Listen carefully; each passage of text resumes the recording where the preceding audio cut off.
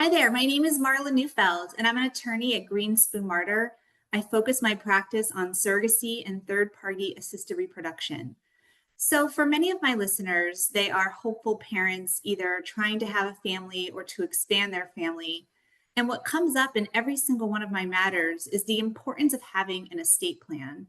And what that means, which we'll get into more into our show today, is making sure that the parent or the parents have their wishes and their assets all organized in a way so if God forbid something happens to them during or after the pregnancy, everything's established and organized. And so today, I have a very special colleague from Greenspoon Marder as well. I have Lauren.Barkan, a trust and estates attorney at Greenspoon. So thank you so much, Lauren, for joining the show.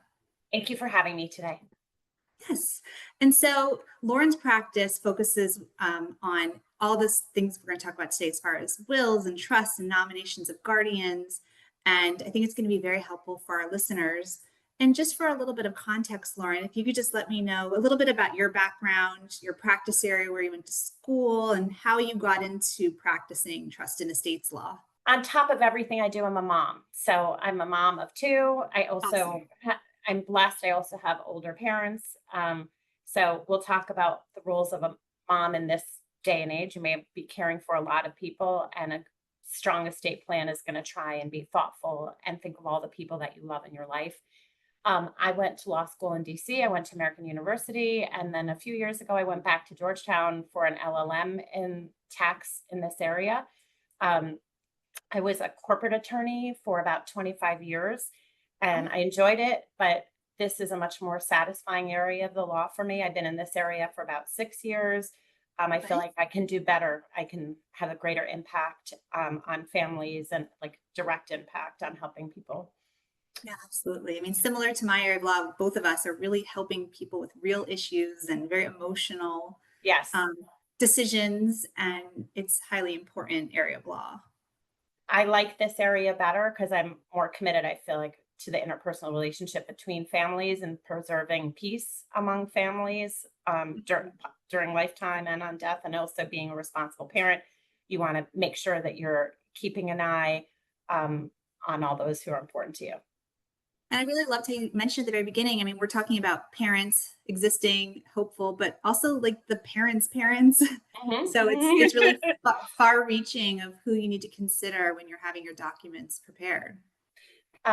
I find that women have a lot of different roles. So you're also going to look out for your spouse, right? And I've even done trusts for pets. So, right, it could not to put the pet and the spouse in the same plane, right? But this is why I'm really invested in helping women and having them be knowledgeable. So Lauren, can you explain to me why it's important for a expanding family to have an estate plan? I want to say this. So first of all, when you talk about an expanding family, many people put estate planning off because they fear that they don't have enough assets.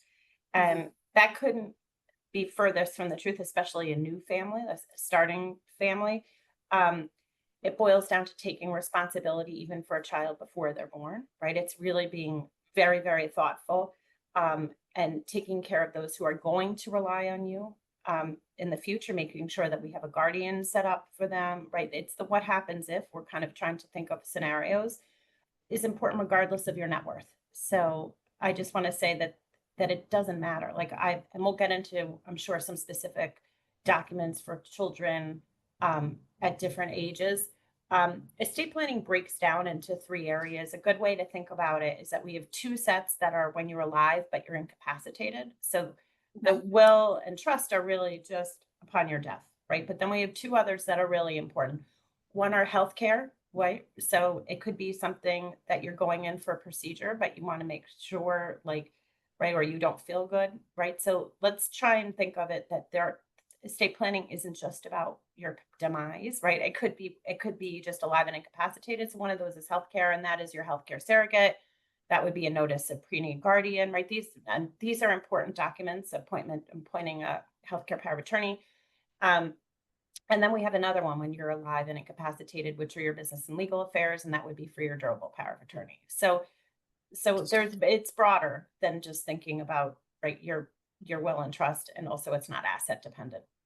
Yeah, so many people mention I don't really have much, we're just like Right. starting off. And so why do I really need this? That's a really good Mhm. point, that there's life while you're alive decisions to That's be made right. and after the fact too. That's right. So I know you just kind of briefly mentioned documents. What would be like a typical package of an estate plan kind of recommended for new and kind of existing to be parents? Okay, so let's go to B first. Okay, so when we're talking about, I just want to mention something. So we do documents also for unborn children, right? So you may not Okay. even be a parent yet, but when we're drafting your will, we may, and I know we'll get into this further, but we may provide, and I've done this for embryos and what would happen to them upon my death, right? We might be thoughtful of an unborn child also. Um, Young children, it's important to have a nomination of prenatal guardian, and this is for a minor child under 18. Really important to have not only a notice of prenatal guardian, but a backup, right? Like, so we're going Can to you think briefly about, explain what that document means? What sure. is a community guardian? Yep. So God forbid something happens to you and your spouse, like who is going to take care of your children, right? Like and when we look at a guardian, we also look at the guardian of the child and the guardian of your property, right? So what we want to do is keep this out of the hands of the courts.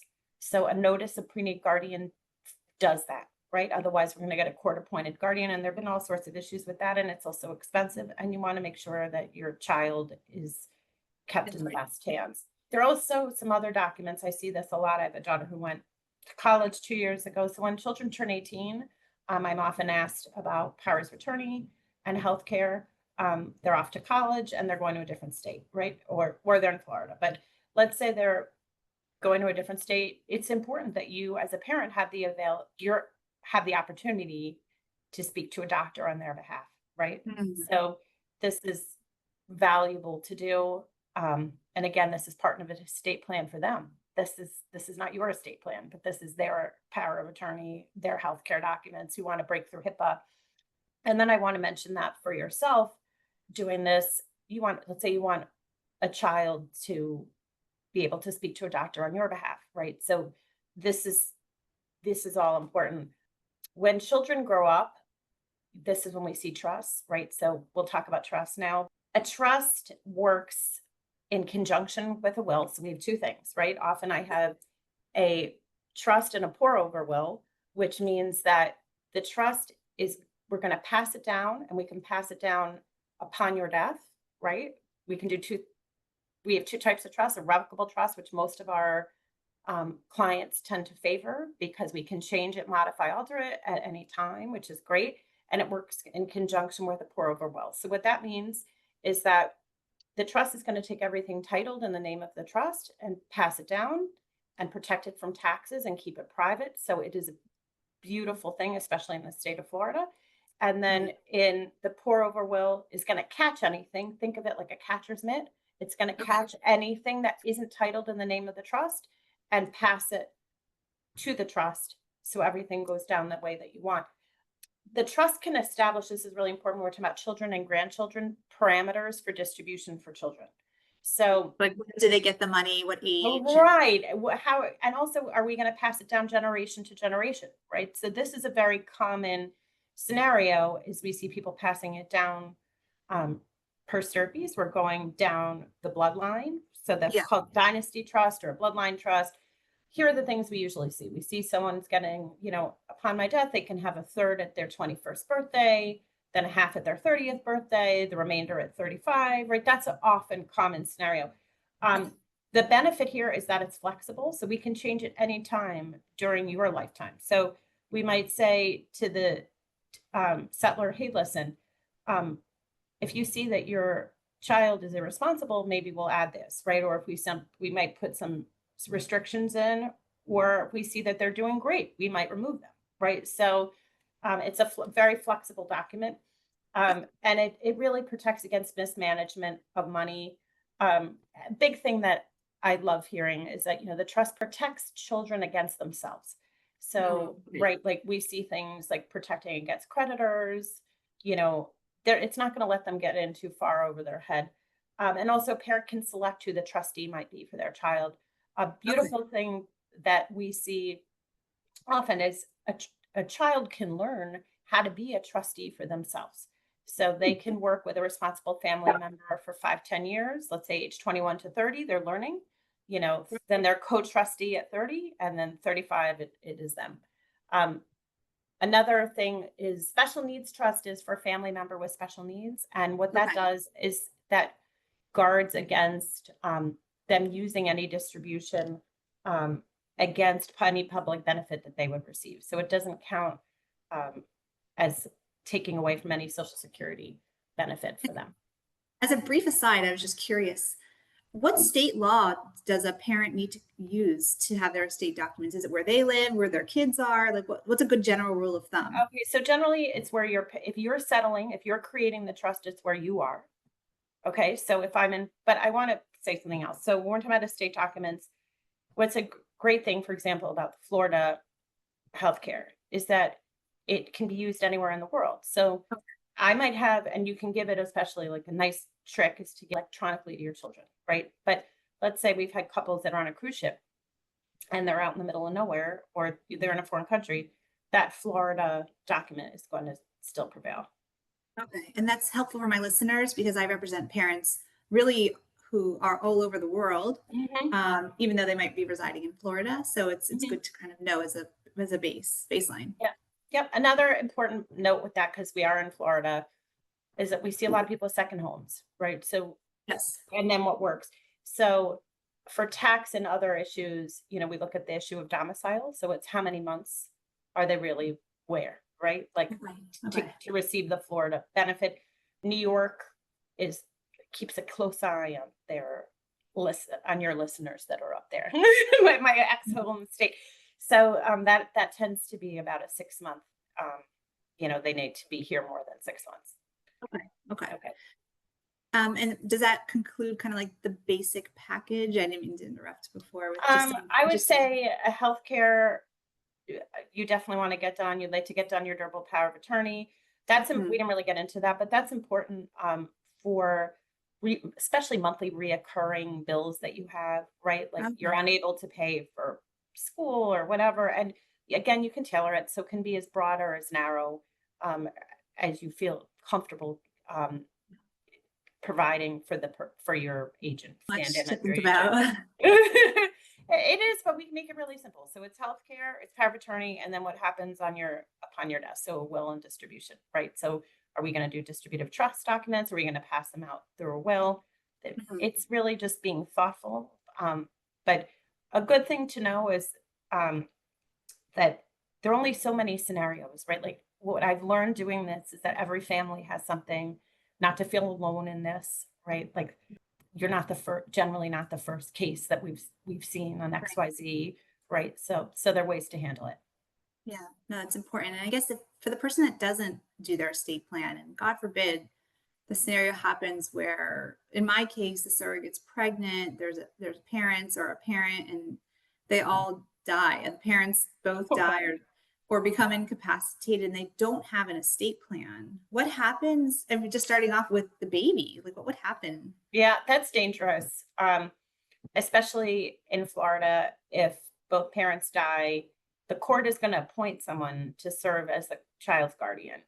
And I just want to say that we've seen children go to Child Protective Services with this, and they can potentially end up in foster care. So this is something that, I mean, these things sound annoying to get done, and they are, and they're, no one wants to address mortality, right? But the outcome is so much bigger, right? The reward of being uncomfortable. A guardian, like naming a guardian would avoid. Takes that 100%, right? So now we're taking it out of the court's hands. They're out of the government system hands, and that's a real peace of mind that you can give any of your listeners.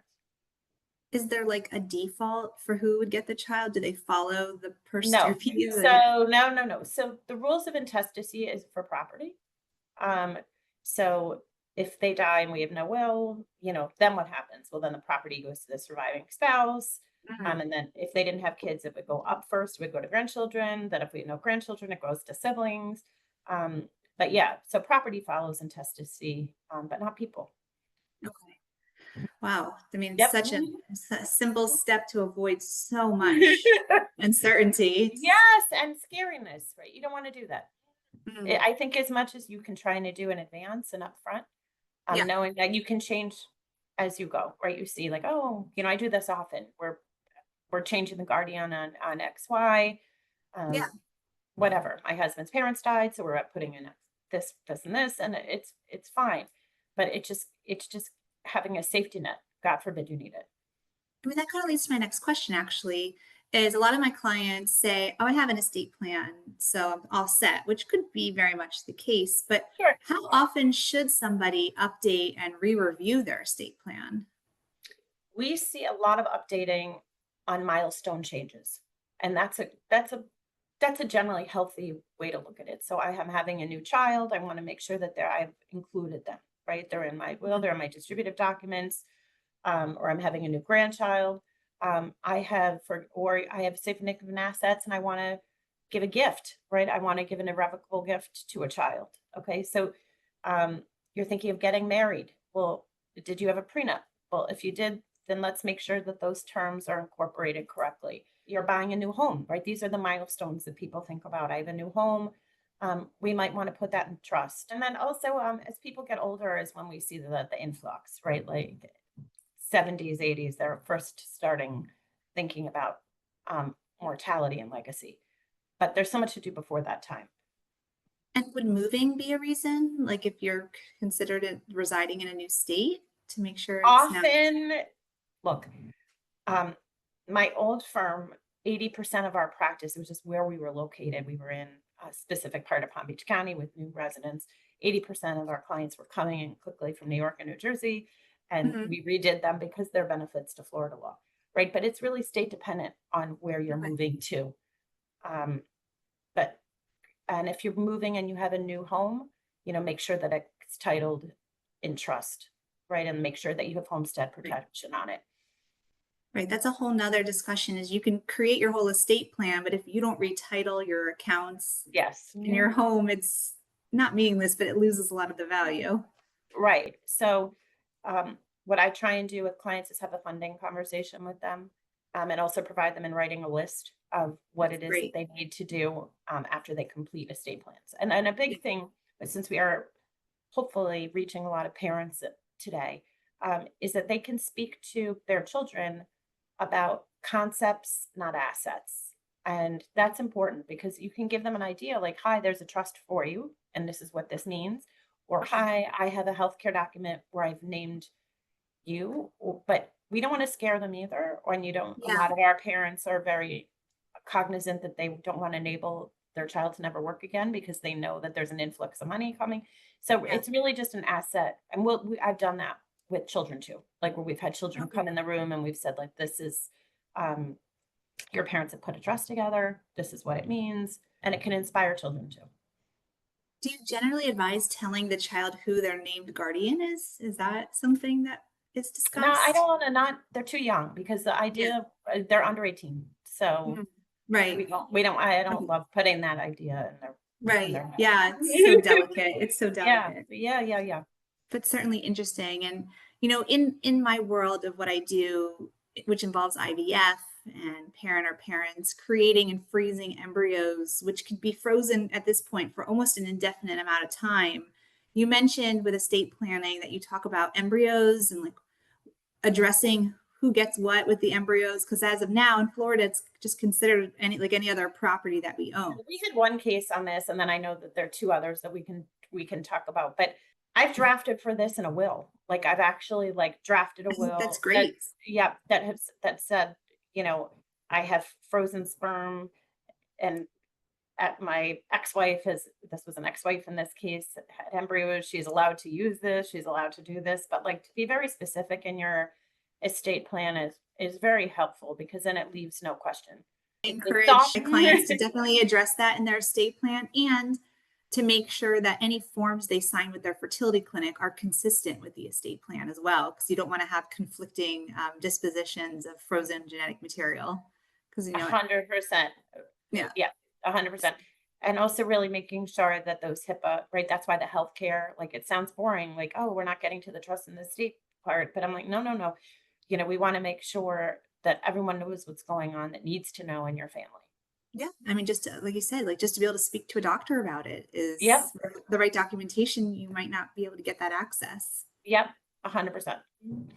So the case that I wanted to talk to you about is a recent case from 2024 regarding posthumous conception. And the concept for our listeners is because embryos can be frozen so long, what happens if an embryo is used by in a couple once one of the members is deceased, and what implications does that have for any inheritance of the child that's born after their parent, biological parent, in many cases, has passed away? Yep. So I'd like to hear your Yeah, this thoughts is on the that. Steele versus Social Security case. And the question is, can a posthumously born Conceived. child inherit from a deceased parent? And how do you make those accommodations in an estate plan is really the question, right? Like, how do we do this up front? I'm just going to give you the quick facts here. So there was a couple, Mr. and Mrs. Steele, and Mr. Steele gave samples of his sperm to a fertility clinic. And what happened was, upon his death, his wife used one of the samples to conceive through IVF. And in his will, he addressed his living children, and he also said children and their lineal descendants. So he was thinking of like their children and passing them down. And Right. then the issue is really whether Mrs. Steele can, in this case, get benefits, Social Security benefits or child insurance benefits for this after conceived child. And the issue is whether this is after conceived child is considered a child, which is so sad, under Social Security and the Social Security Act. And the court held no and said that the decedent's will had to specifically show the decedent's intent. Like, we had to really understand Right. that he thought that there was a possibility of this post-death at conception. Mhm. And you have to really mention the eggs and the sperm in the will, which did not happen. And I just want to say something about this. All the other children were provided for. I don't know that this was like an accurate ruling.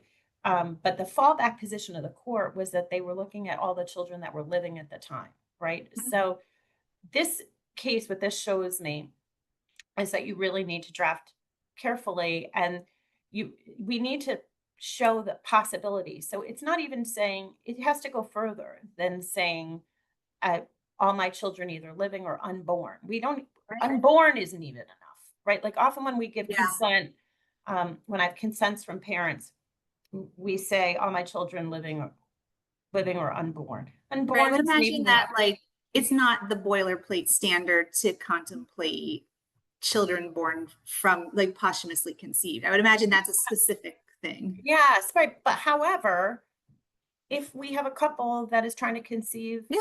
with IVF, then you need to let your attorney know, right? So that they can do this for you, because all of this is something that, right, this was probably boilerplate language. And Yeah.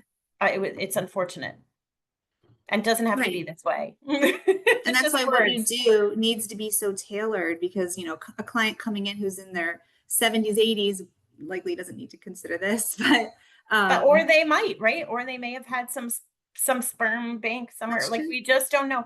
I had a funny case. I'm still finishing it, where we had to locate an heir, right? This was like a really cool case of, there was a child that we didn't know existed who just came into sizable assets. But right, the more information that we have, the better. Yeah, absolutely. Right.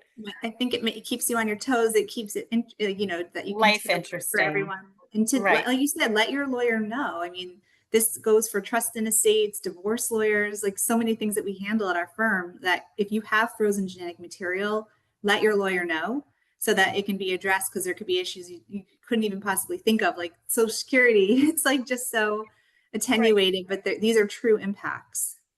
So after the recent overturning of Roe versus Wade and the passing of the Dobbs case, there's been a lot of changes across the United States. And one has been, which stemmed from Alabama, granting personhood status to embryos, and issues regarding right to abortion and decisions regarding abortions, limiting it, which is severely limited in Florida. And just the trickle down effect has become so pervasive.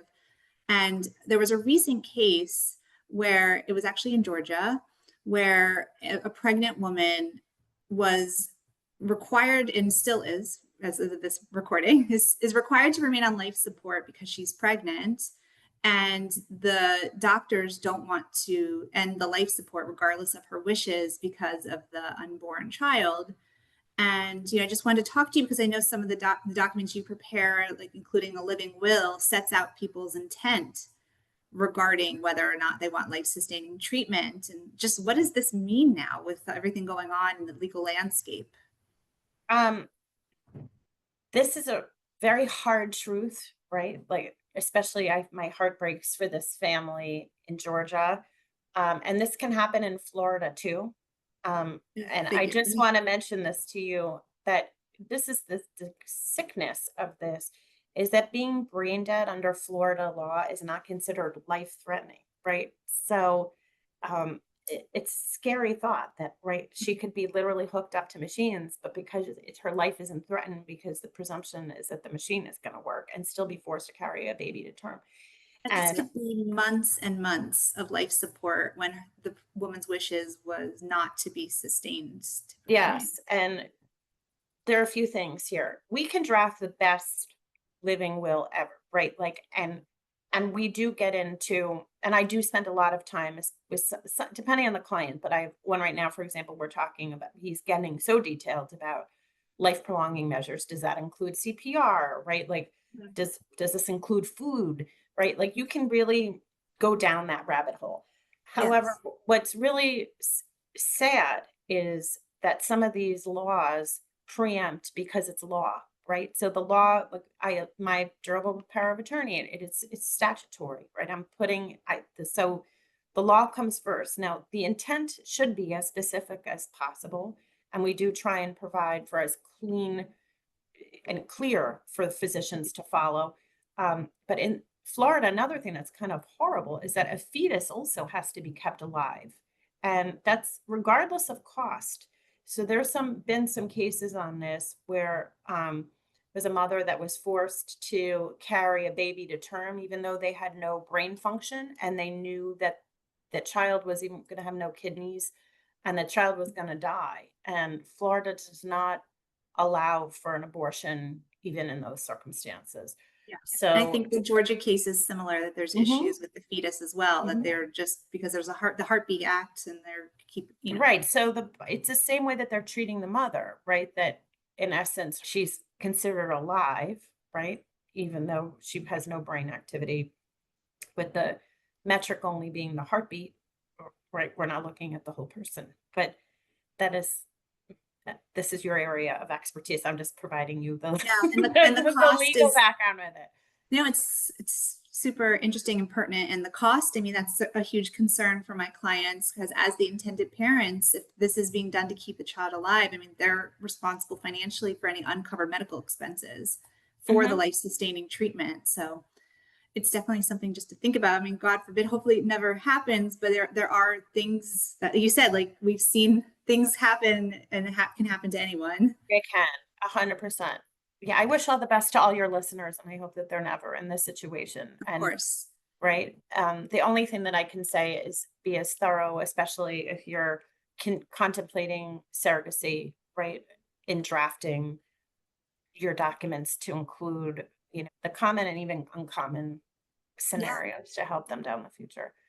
Well, I think this is invaluable information, and something that an expecting or expanding parent might not even be thinking about, because we're so focused on having the baby, but there's so many other things that are super important, like all the documents that you talked about today and the services you offer. So I just really appreciate you sharing, and thank you for your time. My pleasure, my joy. And what would be the best way for my listeners to contact you, find more information about your practice? What can we share with them? They can look at Greenspoon Marder, and I'm going to give you my email, which is Lauren, LAUREN.Barken, same as my name, BARKAN @gmlaw.com. Wonderful. And we will certainly share with our listeners in the notes how to contact you for more very important information. And I thank you again for your time and sharing this Joy, good wonderful luck to you information. and your listeners. Thank you so Thank much. you.